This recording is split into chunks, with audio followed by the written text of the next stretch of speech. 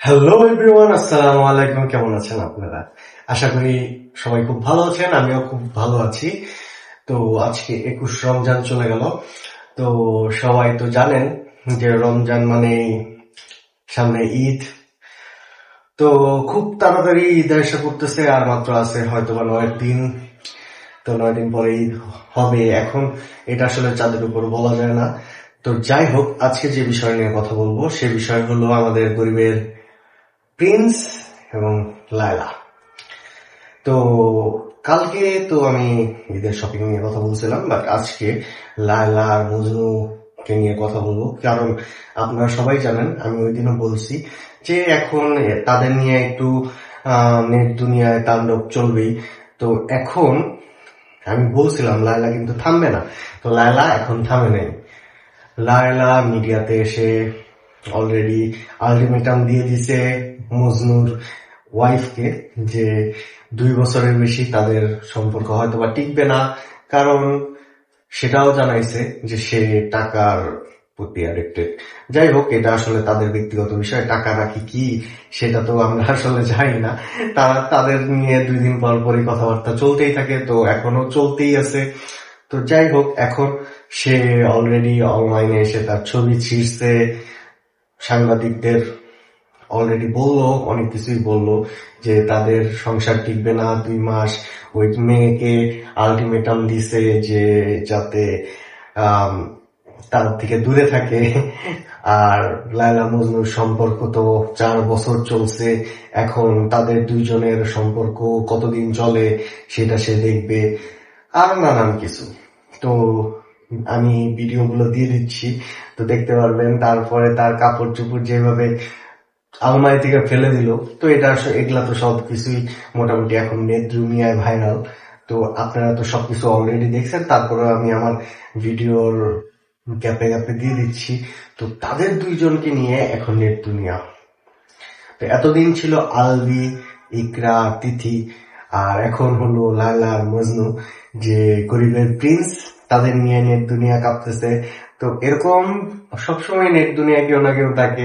তো আজকে আরেকজন, যে ভিডিও আমার কাছে লাগছে ভিডিওটা স্ক্রিপ্টেড। আপনি হয়তো বা জানেন যে এরকম ভিডিও স্ক্রিপ্টেড হইতেই পারে। অনেক সময় অনেকে ভাইরাল হওয়ার জন্য এরকম ভিডিও করে থাকে। যার নাম মনিকা কবির।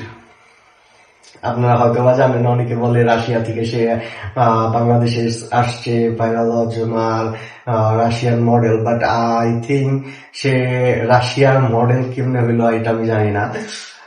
দেখলে তো মনে হয় না যে সে রাশিয়ার মডেল। যাই হোক, এখন বিষয়টা হলো যে সে আজকে সাংবাদিকের কাছে কায়ন্দা কাটি করে সে বলতেছে সে দেশ ছেড়ে দিবে, এটা করবে ওইটা করবে। সে যে কি করছে সেটা তো সে জানে না। সে একজন মানুষ, তার দিকে তাকাইছে। এখন আসলে সেখানে ভিডিওটা আমি অনেকবার দেখছি, ভালো মতো দেখছি। আমার কাছে লাগে নাই যে কোনো কিছু অশ্লীলতা হয়েছে কিনা বা কোনো কিছু হয়েছে কিনা। বাট আমি দেখলাম যে সে তার দিকে তাকাইলো, তো তারপরে সে শপিং করছিল, সেই শপিং এর ব্যাগ দিয়ে মারলো, এই করলো, মাইরা টাইরা আবার হাসি মুখে ব্যাক করে ক্যামেরার দিকে ফ্লাইং কিস দিল। তো এই জিনিসগুলো আমার কাছে একটু স্ক্রিপ্টেড লাগছে। আপনারা হয়তো বা ভালো মতো দেখলে বুঝতে পারবেন যে এগুলা স্ক্রিপ্টেড কিনা। কন্টেন্টের জন্য মানুষ কিনা করে, তো কন্টেন্ট বানানোর জন্য, ভাইরাল হওয়ার জন্য এরকম কিছু করতেই পারে। তো স্বাভাবিক, আপনারা আপনারা অনেক বুঝেন, জানেন। তো আপনাদেরকে হয়তো বা দেখলে বুঝতে পারবেন যে আমার কাছে লাগছে এটা স্ক্রিপ্টেড। আপনার কাছে কি লাগছে সেটা কমেন্টের মাধ্যমে জানাবেন। আমি এই ভিডিওটাও আপনাকে আজকে এই আমার এসে দিচ্ছি। আপনারা বারবার হয়তো বা দেখে বলতে পারবেন যে এই যে ভিডিওটা মারছে, তারপরে যা যা করছে, এই জিনিসগুলো আপনাদের কাছে কি লাগছে। আমার কাছে স্ক্রিপ্টেড লাগছে। কারণ একটা মানুষ হঠাৎ করে ফ্রেমের ভিতরে আসতেছে, দেখতেছে যে ভিডিও করতেছে, ফ্রেমের ভিতরে আসতেছে, আসার পরে হঠাৎ করে তার দিকে এমন লুক দিচ্ছে, সে তাকে পিটাইতেছে, পিটানোর পরে তারপরে আবার হাসি মুখে, ক্যামেরা ততক্ষণে বন্ধ না হইয়া, ক্যামেরাম্যান যদি তার সাথে কোনো খারাপ কিছু হইতো তাহলে অবশ্যই ক্যামেরায় যে ছিল সে অবশ্যই ক্যামেরাটা অফ করে যাইয়া তার সাথে রিয়াকশন দিত।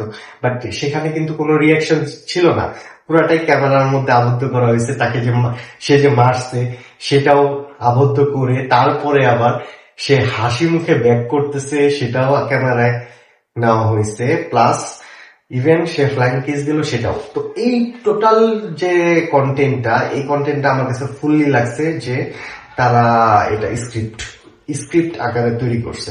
তো হইতে পারে যে, কারণ সবাই জানেন যে আমি একজন মিডিয়া পার্সন, আমরা তো এইসব জিনিস ক্রিয়েট করি, তো আমরা জানি যে কোন জিনিসটা কন্টেন্ট হইতে পারে আর কোন জিনিসটা রিয়েল হইতে পারে।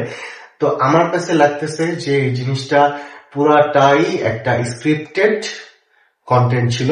তো আপনাদের কাছে কি লাগছে সেটা কমেন্টের মাধ্যমে জানাবেন, এবং আমরা এরকম কোনো কিছু প্রশ্রয় দিব কিনা সমাজে সেটাও আপনার, কারণ এইখান থেকে এই জিনিসটা দেখে আরো 10 জন মানুষ এরকম সাধারণ মানুষের সাথে করতে পারে। তো এই জিনিসগুলো দেখে আপনারা বিবেচনা করে তারপরে তা কি করবেন। আর সে কিছুদিন ধরে তার নানান ভিডিওই যে সামাজিক যোগাযোগ সোশ্যাল মিডিয়াতে সে নানান কিছু এরকম উল্টাপাল্টা জিনিস করে থাকে, সেগুলো আপনারা হয়তো বা খেয়াল করবেন। তো তার যে এখন সে ভাইরাল হওয়ার জন্য নানান কিছু করতেই পারে, স্বাভাবিক, এটা সবাই করে। তো আপনারা দেখেন, বুঝেন, তারপরে জিনিসগুলো নিয়ে বিবেচনা করে তারপরে ডিসিশন নেন। ধন্যবাদ, আজকের জন্য এতটুকুই। কালকে আবার দেখা হবে। আল্লাহ হাফেজ।